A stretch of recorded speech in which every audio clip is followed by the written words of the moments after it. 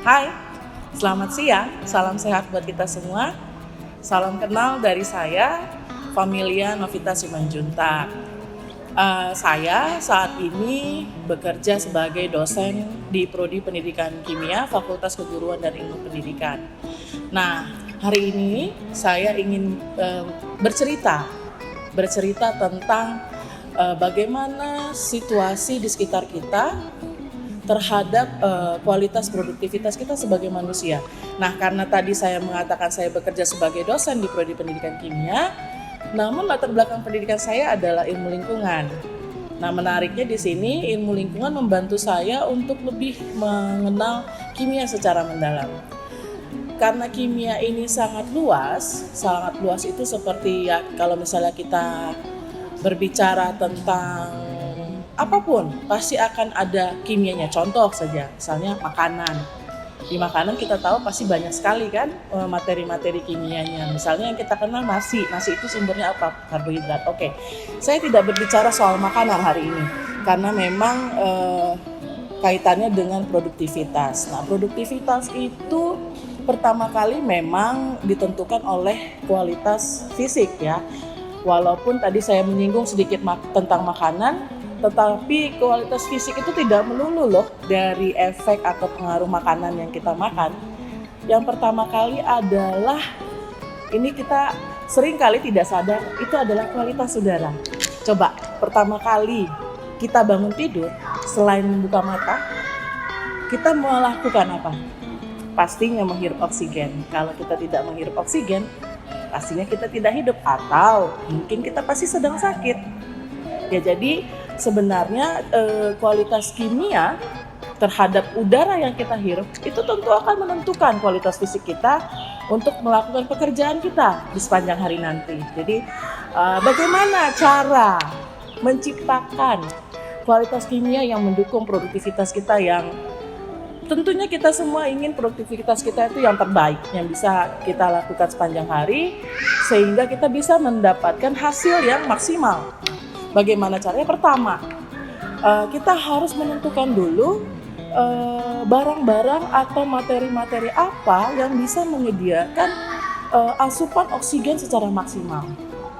Pastinya semua kita udah tahu kan kalau oksigen itu dihasilkan oleh tanaman hijau. Nah, tanaman hijau ini ternyata juga nggak sembarangan. Dan posisinya pun harus kita atur. Ini bukan sebuah hal yang baru bahwa tanaman pada malam hari tidak boleh diletakkan di dalam ruangan. Kenapa? Karena malam hari tanaman itu juga mengambil oksigen untuk bernafas. Sehingga pada malam hari tanaman harus diletakkan di luar ruangan. Nah, tadi kembali kepada kualitas kimia untuk produktivitas dari bernafas, yaitu tentang oksigen. Balik lagi ke oksigen. Nah, kalau misalnya sekarang kan kita sudah tahu ya oksigen itu dari tanaman hijau. Tetapi bagi kita yang tinggal di kota-kota besar seperti Jakarta, mana ada ruangan untuk menghadirkan tanaman hijau yang bisa memberi kita asupan oksigen secara maksimal. Nah, ternyata menghadirkan tumbuhan hijau yang menghasilkan oksigen ini nggak perlu ruangan yang besar dan nggak mesti dengan tanah.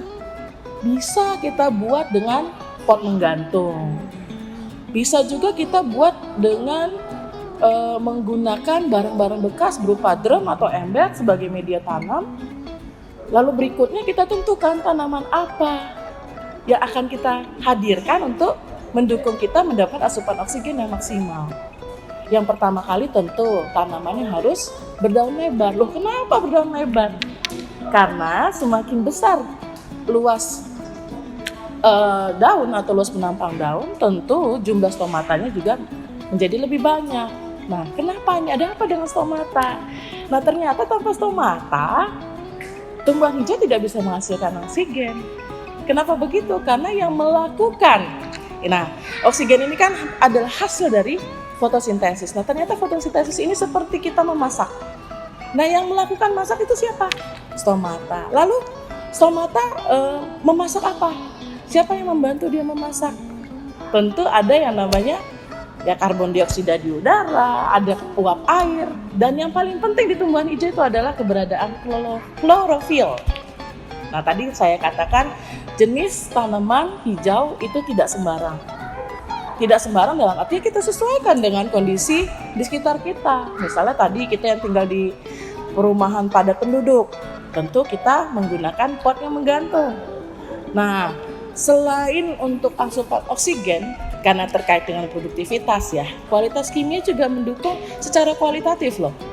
Apa itu kualitatif? Misalnya, kita memilih tanaman hijau yang ternyata menghasilkan buah dan buahnya manis. Coba, seperti apa itu asupan energi yang bisa kita terima dari satu jenis tanaman hijau?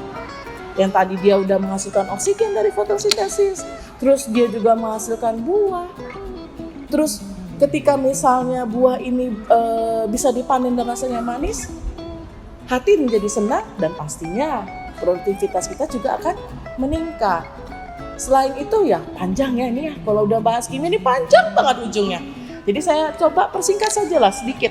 Jadi ketika buah ini kita makan tentu menjadi asupan energi buat kita karena dia mengandung gula. Jadi kalau kita ngomong kualitas kimia banyak sekali ujungnya, rembetannya, dampaknya. Jadi karena ini kita fokus ya kepada kualitas kimia untuk produktivitas, pertama kali ayolah kita coba upayakan semaksimal mungkin untuk menyediakan barang atau misalnya materi. Tadi contohnya adalah tumbuhan hijau, lalu berikutnya apa?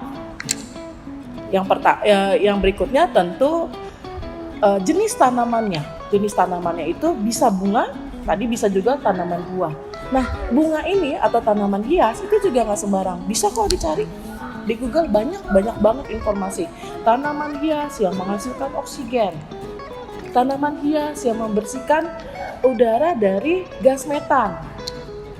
Kalau saya sih yang paling simpel nih, yang paling simpel dan paling gampang dipelihara itu adalah sirih gading. Saya nggak mau promosikan sirih gading, banyak tanaman lain, banyak. Nah, kenapa tanaman ini penting buat kita tadi?